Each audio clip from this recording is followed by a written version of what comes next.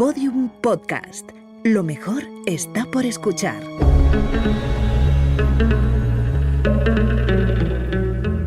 Dentro de la pirámide, con Nacho Ares, en Podium Podcast.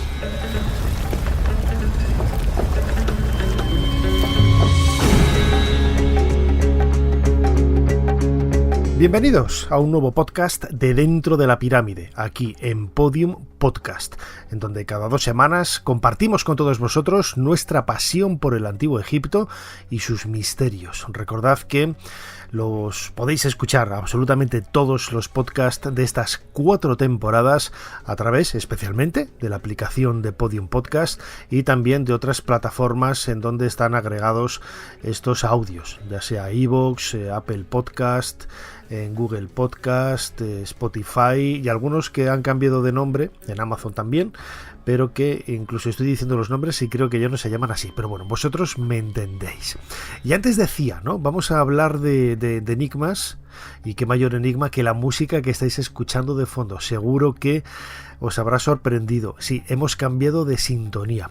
Hemos remezclado la sintonía que estamos usando todas las semanas en el canal de YouTube Dentro de la Pirámide, canal homónimo, y hemos decidido, ¿no?, lanzarla a partir de este episodio, y vamos a haber esperado al final de la temporada o al inicio de otra, y como todo es arbitrario en este mundo, nosotros nos regimos por un sistema decimal, pero da igual al final cuál es el guarismo con el que decidamos hacer nuestros actos, pues hemos decidido que este capítulo dedicado a ese Egipto sí era extraterrestre era el mejor para que disfrutéis a partir de ahora de esta nueva sintonía de Dentro de la Pirámide.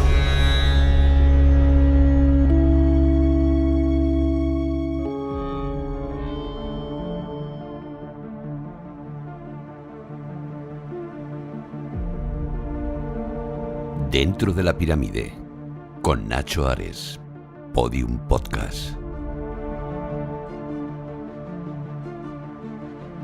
Egipto sí era extraterrestre. Muchos de vosotros os habréis sorprendido con este título en el episodio, sabiendo que yo soy bastante reacio, ¿no?, a este tipo de teorías un tanto ensoñadoras y extrañas, insólitas. Yo he de reconocer, había un capítulo, recordadlo, en la 2ª o 3ª temporada titulado ¿En qué me he equivocado?, ¿no?, donde hablaba de mis orígenes precisamente, pues con todo ese mundo tan apasionante, porque no hay que negarlo, es terriblemente apasionante, dedicado a los misterios que hay alrededor del Antiguo Egipto. Algunos de ellos lo vinculaban con visitas de seres extraterrestres en la antigüedad, de continentes perdidos, ¿no?, como la Atlántida.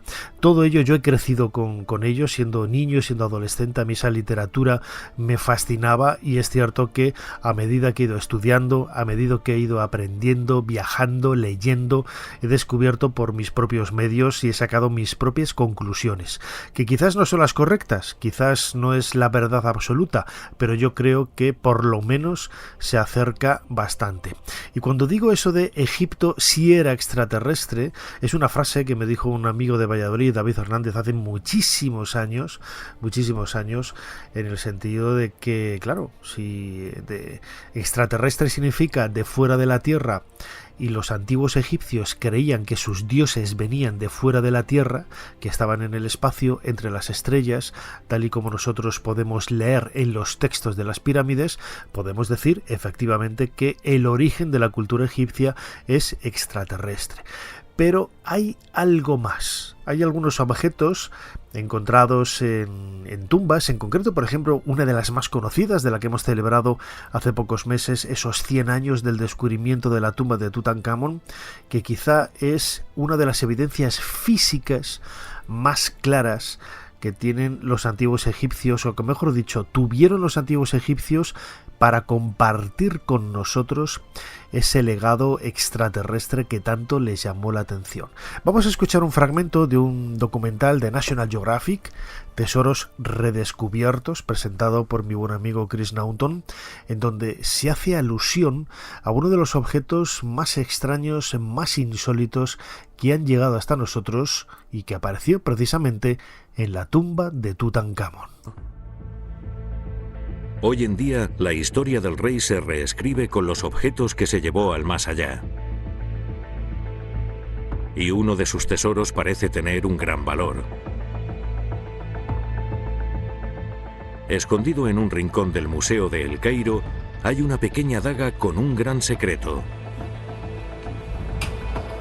La última tecnología ha revelado nuevos y sorprendentes datos sobre esta arma, que pronto se trasladará al Gran Museo Egipcio. Con información que no es de este mundo.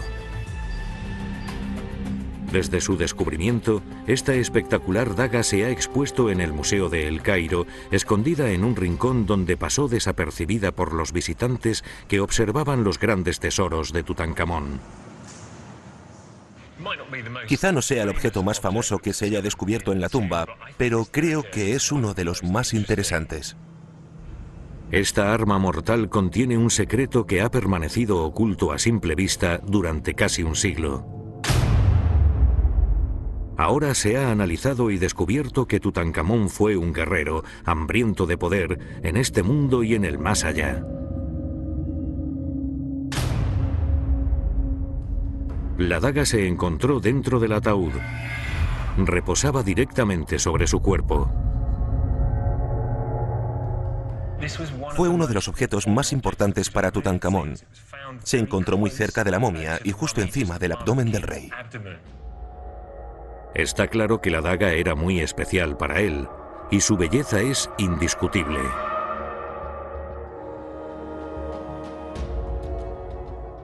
La empuñadura está decorada de manera extrema y cuidadosa con oro, y estas bandas llevan incrustaciones de materiales preciosos. El extremo está hecho con cristal de roca, y la vaina de oro se ha decorado con un patrón floral muy complejo. Pero la tumba de Tutankamón está cubierta de oro y gemas. Así que, ¿por qué se enterró esta daga dentro de su ataúd y junto a su cuerpo? ¿Por qué es tan valiosa? La respuesta se encuentra en el filo.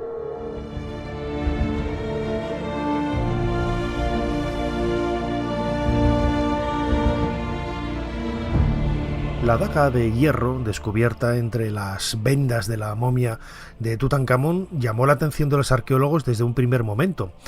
¿Por qué? Porque aparecía en un estado de conservación absolutamente prístino, perfecto. No había recibido oxidación de ningún tipo. Durante muchos años se pensó que era acero inoxidable. ¿Y cómo era posible que hubiera acero inoxidable en el Antiguo Egipto? Es algo que rompe todos los esquemas de nuestro conocimiento, superando incluso con creces algunas de las ideas que muchos habían planteado hasta entonces, ¿no? Sabemos que el hierro llega a Egipto con los hititas. Ellos son los que descubrieron, o mejor dicho, empezaron a fabricar armas de hierro.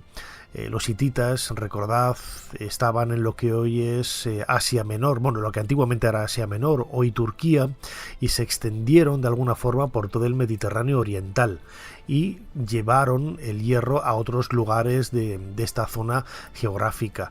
El hierro también apareció de forma casual en otros lugares del planeta, como en la península ibérica, y bueno, pues el trabajo de este metal, bueno, pues fue surgiendo, ¿no?, a medida que los seres humanos fueron evolucionando y fueron capaces de poder alcanzar temperaturas en los hornos como para poder fundir el hierro, este metal, y hacer con moldes pues herramientas, objetos, etcétera.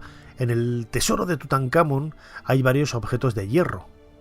Hay broches, hay amuletos, hay puntas de unos buriles, es decir, es relativamente común.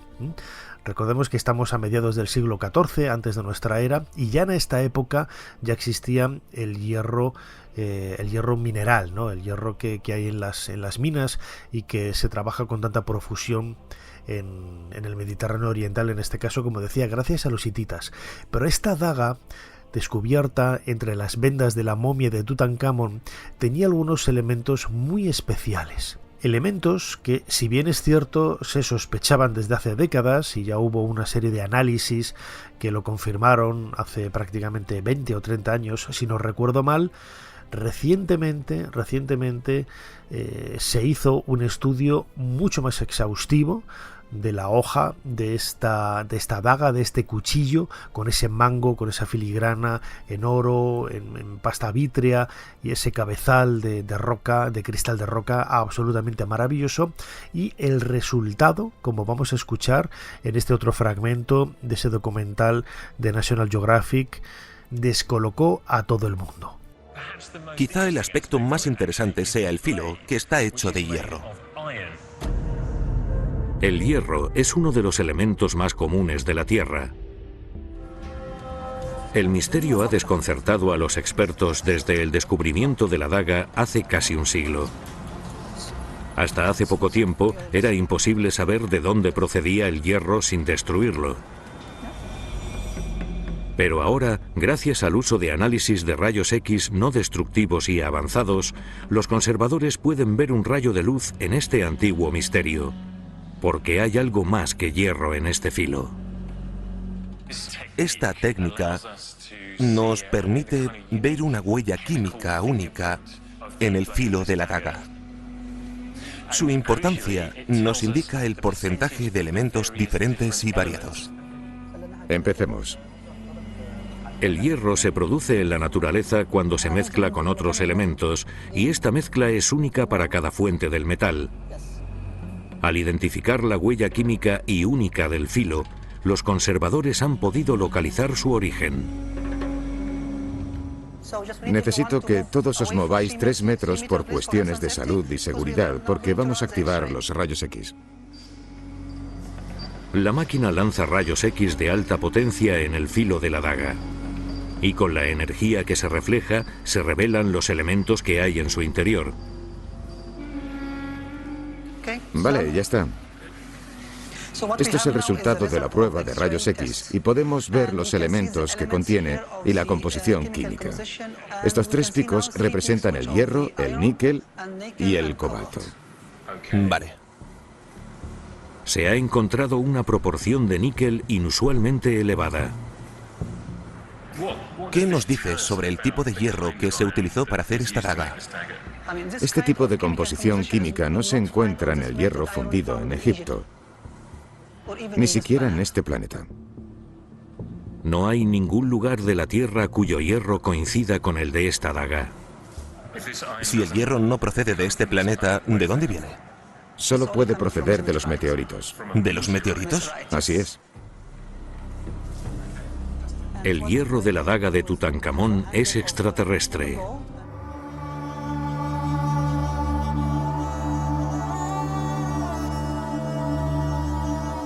Dentro de la pirámide, con Nacho Ares, Podium Podcast.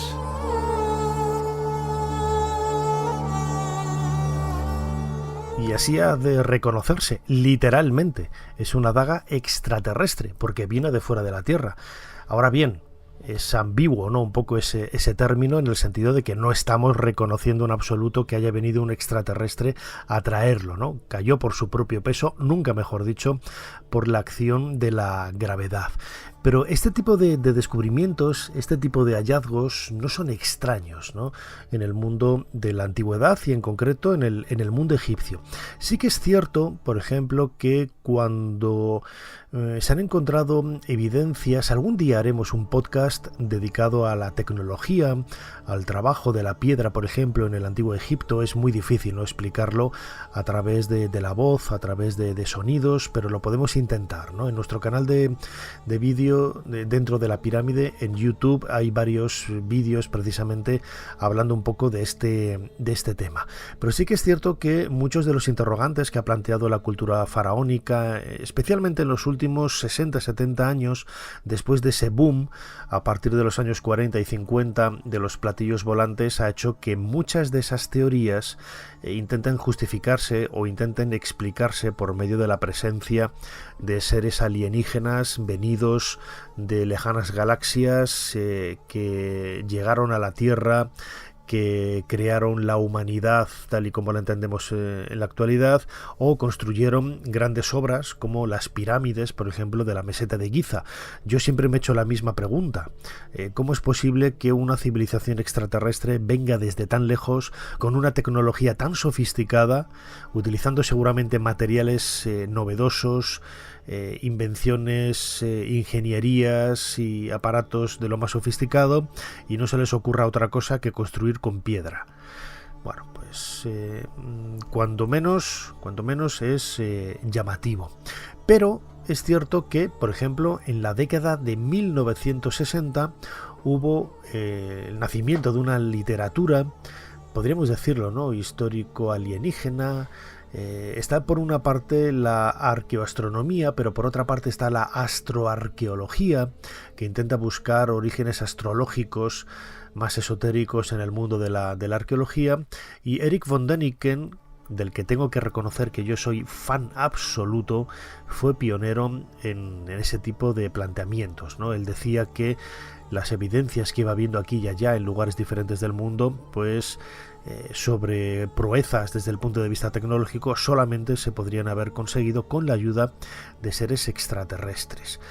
Y yo de pequeño y de mayor he seguido leyendo muchísimos de los libros de Erich von Däniken, muchísimos de los libros de Zecharia Sitchin o de otros investigadores. Ahora lo veo con otros ojos, es cierto, pero no deja de ser un tipo de literatura interesante, curiosa, llamativa, y que entiendo y reconozco pues que es normal que tenga muchísimos seguidores, porque las teorías son muy atractivas.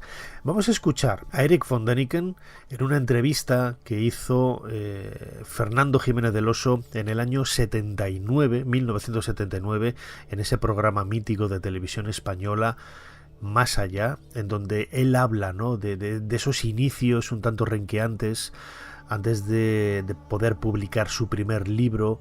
Los carros de los dioses era el título original en alemán, pero se tradujo en castellano como Recuerdos del futuro. Este es Erich von Däniken. Cuando tú llevaste el libro, tu primer libro, al editor, ¿te costó mucho trabajo que lo publicaran? ¿Lo aceptaron enseguida o hubo problemas? Dios mío, aquello fue un solo drama. Yo tenía deudas. He mandado mi libro a aproximadamente 20 editores y todos me lo rechazaron. Por supuesto, estaba muy desilusionado. Después me puse en contacto con un periodista, el doctor Thomas von Randau. Es el periodista encargado del departamento científico del semanal Die Zeit. Yo le he demostrado mis pruebas, me enseñaron mis manuscritos, pero él, al verlo, dijo: no, esto no es un tema para un periódico o para un semanal, habría que hacer un libro de ello. Dije: bueno, esto también lo pienso yo, pero ¿cómo editarlo? Dice: yo conozco a uno, y telefoneó con un amigo en la editorial Econ en Düsseldorf. En realidad yo ya había presentado mi libro ahí, como en todos los otros sitios, pero me lo habían rechazado. Por supuesto, yo esto no lo dije. Y por fin, entonces aquel contacto funcionó. Yo fui invitado a ir allí y me aceptaron por fin mi manuscrito. Eran 400 hojas con 40 páginas en imágenes. Después de algunas semanas me contestó el editor diciendo que podían hacer una primera edición de 3.000 ejemplares, pero yo tenía que estar de acuerdo con abreviar el manuscrito radicalmente. Era demasiado científico, demasiado largo, nadie iba a leer este libro. Y bueno, como yo tenía muchas deudas y muchos problemas, todo me fue igual, y dije: bueno, pues haced lo que queráis, con tal de que este libro se publique. Esto fue mi primer libro, El Recuerdo del Futuro. Fue escrito de un modo bastante agresivo, en contra de mi voluntad inicial. Fue más que nada por causa de la abreviación.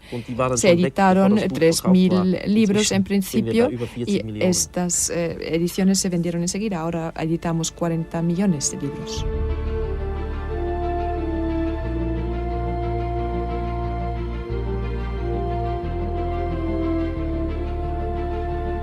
Imaginaos, en el año 79 hace más de 40 años, ya había vendido 40 millones de libros.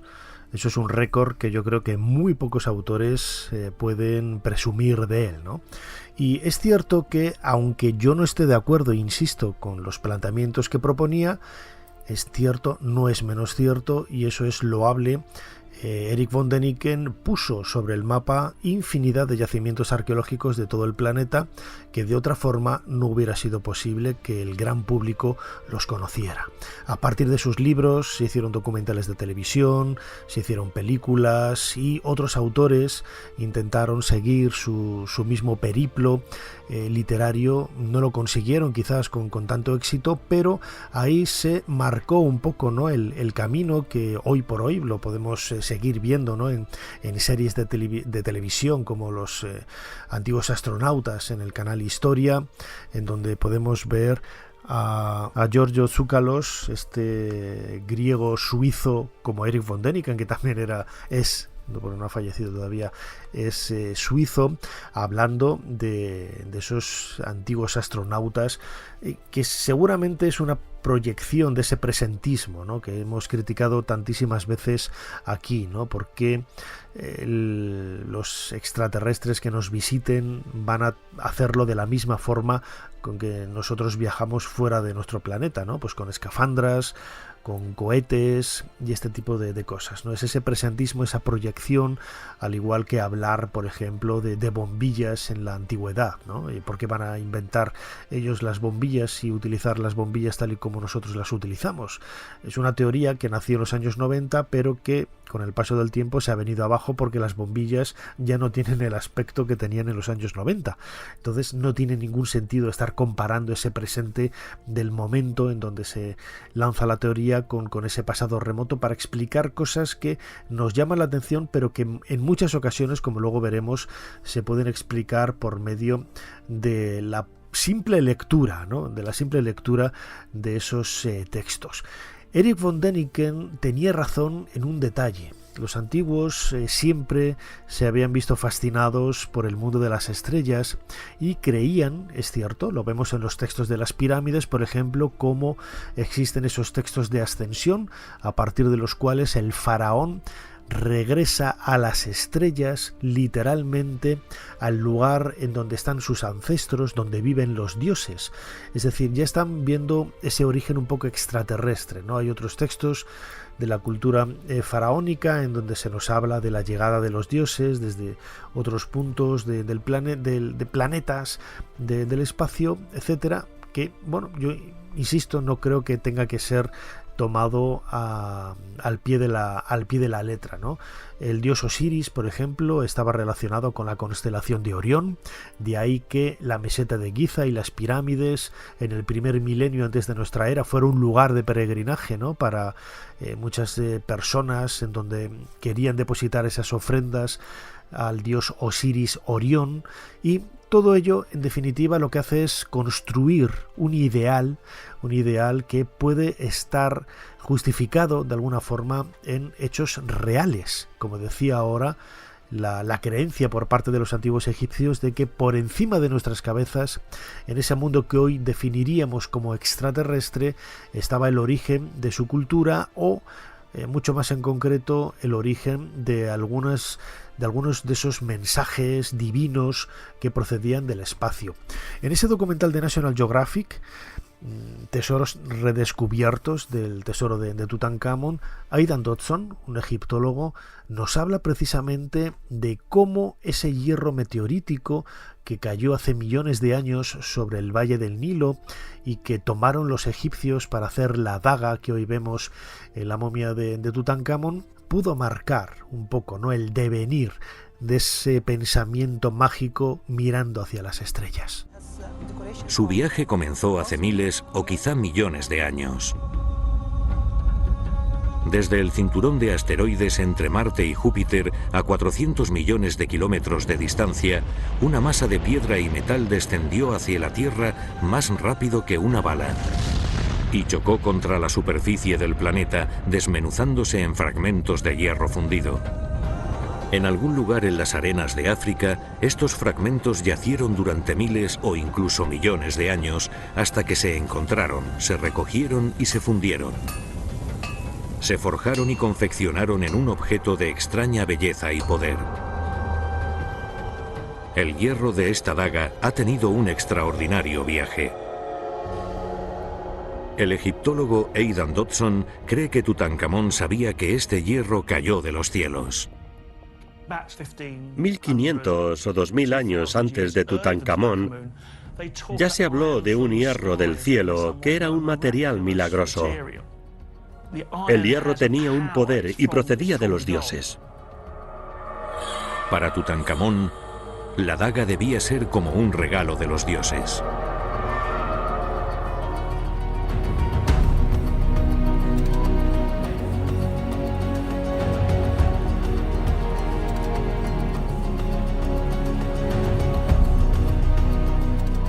Dentro de la pirámide, con Nacho Ares, Podium Podcast.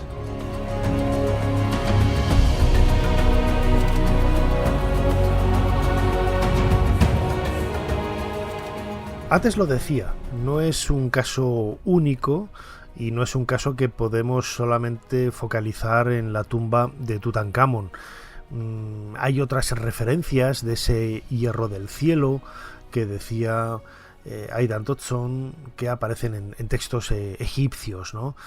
Precisamente en la tumba de Tutankamón hay otro objeto, en este caso no es de metal, es un pectoral que apareció en el interior de uno de los cofres que había en la tumba, en donde podemos ver una serie de elementos mágicos que simbolizan un poco algunos de los aspectos, ¿no?, de la realeza del faraón niño.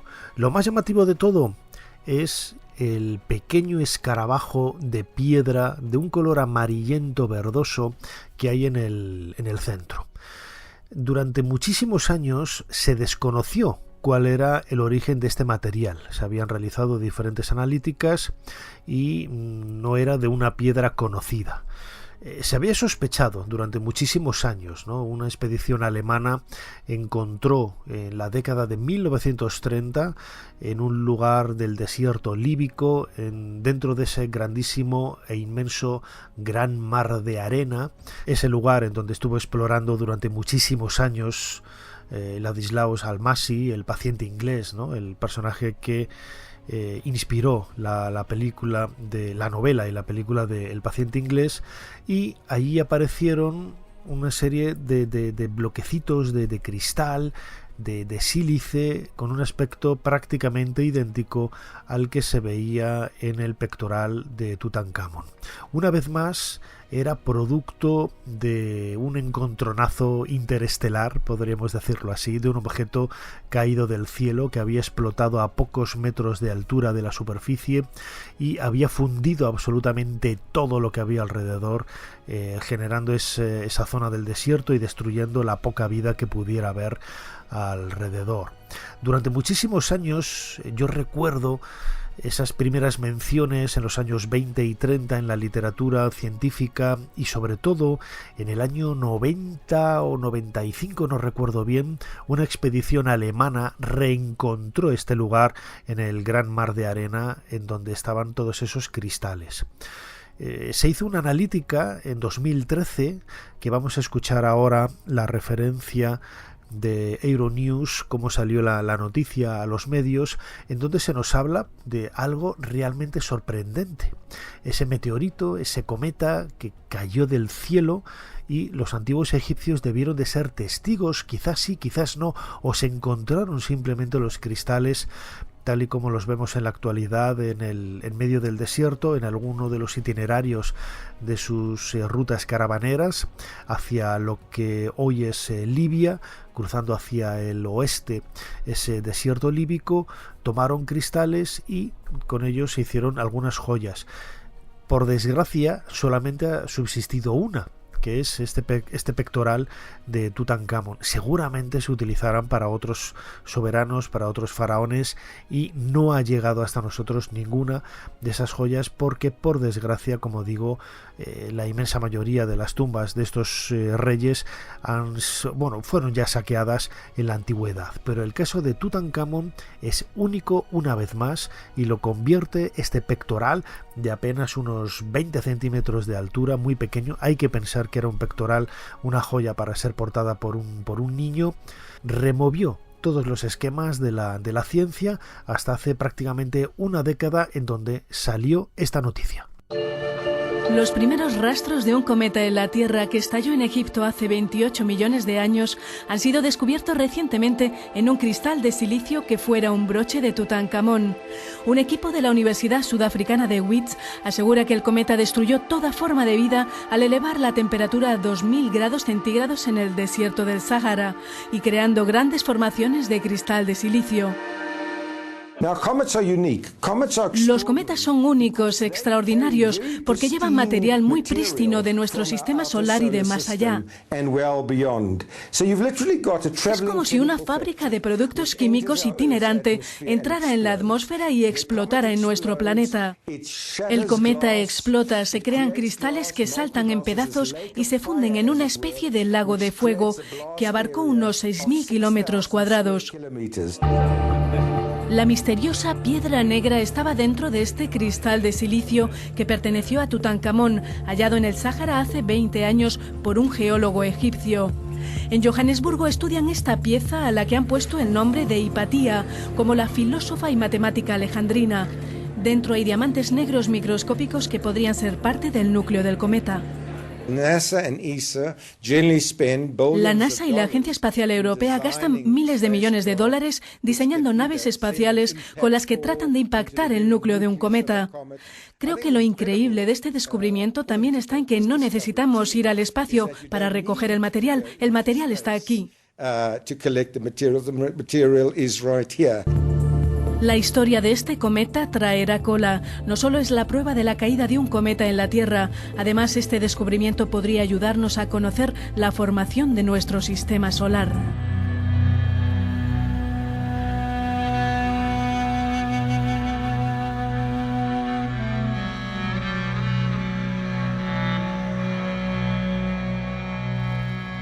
Con estos antecedentes no es extraño que muchas personas en los últimos años, me atrevería a decir, han creado una suerte de nueva religión a partir del negacionismo de cualquier teoría que venga del mundo más académico, del mundo más ortodoxo, y a partir de ese negacionismo pues construyan hipótesis de trabajo absolutamente irracionales, ¿no?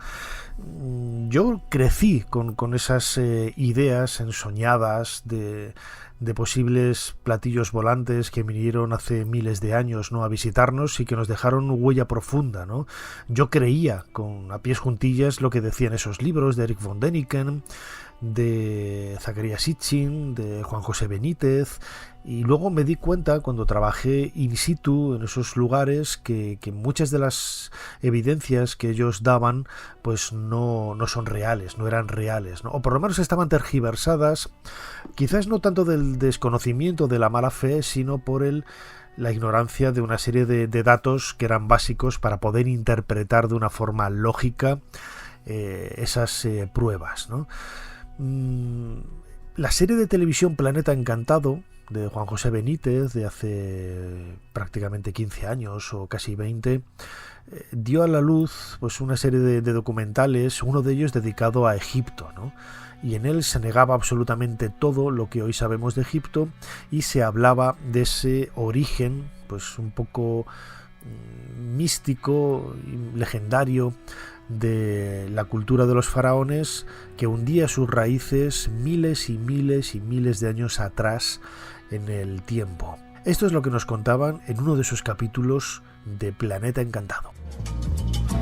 La segunda pista, mucho más espectacular, se encuentra a casi 3.000 kilómetros del Cairo. Y hacia allí nos dirigimos. Esta escritura hierática procede de la época del no menos célebre Ramsés II, entre los años 1290 y 1224 a.C. Para algunos, el faraón que persiguió a Moisés. En total, 160 fragmentos correspondientes a 11 hojas escritas hace 3200 años y en las que se lee una extraña lista de reyes. Una lista de reyes egipcios imposible para la ciencia. Imposible, sí, porque de aceptar lo manifestado en este documento arqueológico, la cronología faraónica se vendría abajo. ¿Y qué dice este papiro de 1,70 metros de longitud? Sencillamente que en un lejano pasado, Egipto fue gobernado por unos seres mitad hombres, mitad dioses, que recibían el nombre de Sen-Suhor, los compañeros de Horus. La lista de estos misteriosos reyes sitúa el primer gobierno en el Valle del Nilo, no durante el faraón Menes hace 5000 años, como afirma la arqueología, sino mucho más atrás en el tiempo, concretamente hace 11.000 años. Esta desconcertante y revolucionaria lista de reyes aparece ratificada en buena medida por otra historia igualmente despreciada por los arqueólogos. Me refiero a lo escrito por Manetón en el 240 a.C. Este sumo sacerdote recibió el encargo del faraón Ptolomeo II Filadelfo de escribir la historia de Egipto desde sus comienzos. Manetón tuvo acceso a la documentación depositada en el templo de On, en Heliópolis, y cumplió el trabajo. En los escasos fragmentos que se conservan de su obra, en especial en los recopilados por Eusebio, puede leerse algo insólito que, como decía, coincide en lo básico con lo relatado en el Canon de Turín. Según Manetón, antes de Menes, el primer faraón de la primera dinastía, Egipto fue gobernado por unos semidioses y también durante miles de años. El sumo sacerdote greco-egipcio no habla de los Sen-Suhor, pero la casualidad es más que sospechosa. ¿Quiénes eran los Sen-Suhor?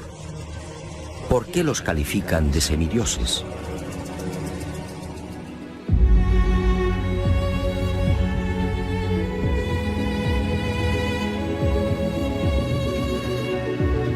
Dentro de la pirámide, con Nacho Ares, Podium Podcast.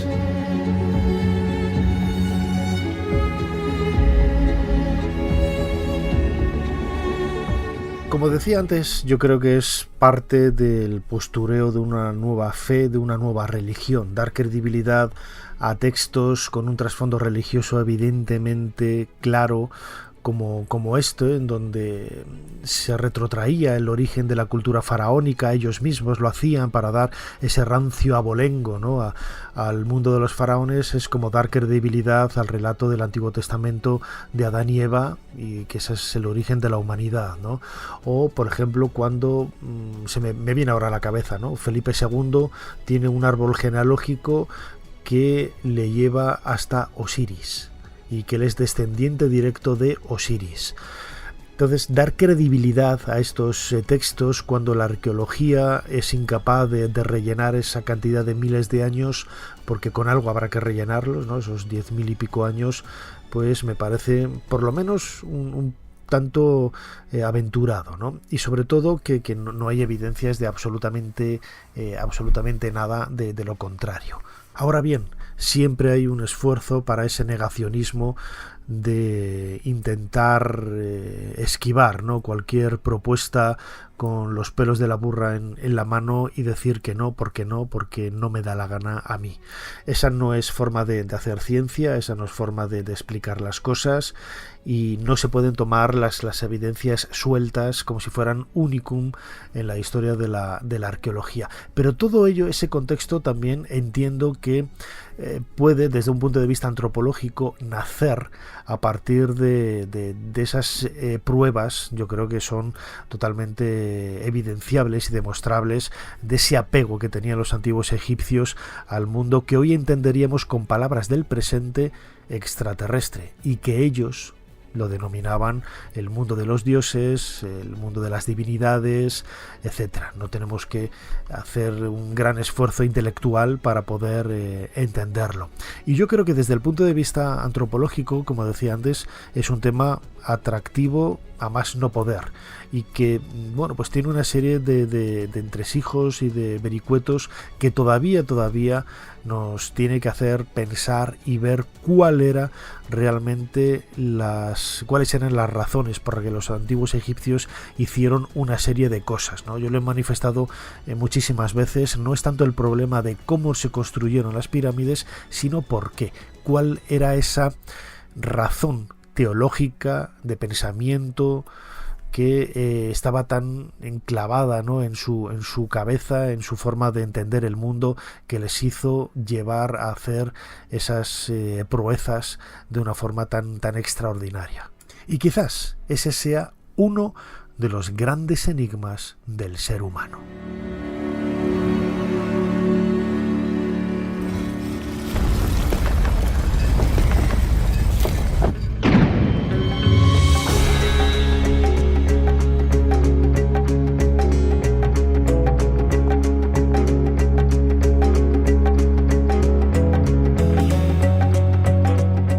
Misterios del ser humano, claro que sí. ¿Extraterrestres? Pues todavía no lo sé, aunque insisto, yo lo he dicho muchísimas veces, yo creo que hay vida más allá de nuestras fronteras planetarias. No sé si nos visitan o no, pero desde luego que hay vida, seguro. Hasta aquí este nuevo podcast de Dentro de la Pirámide.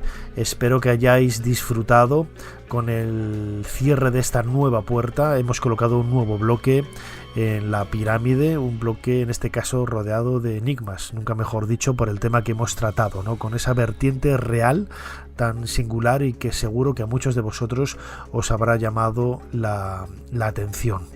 Recordad que podéis escuchar todos los programas que hemos emitido hasta ahora en Podium Podcast, y que tenemos un canal en YouTube, Dentro de la Pirámide, en donde podéis seguirnos también y ver en imágenes muchos de los temas que tratamos también aquí cada 2 semanas en Podium Podcast.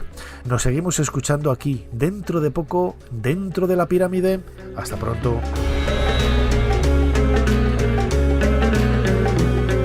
Dentro de la Pirámide, con Nacho Ares, en Podium Podcast.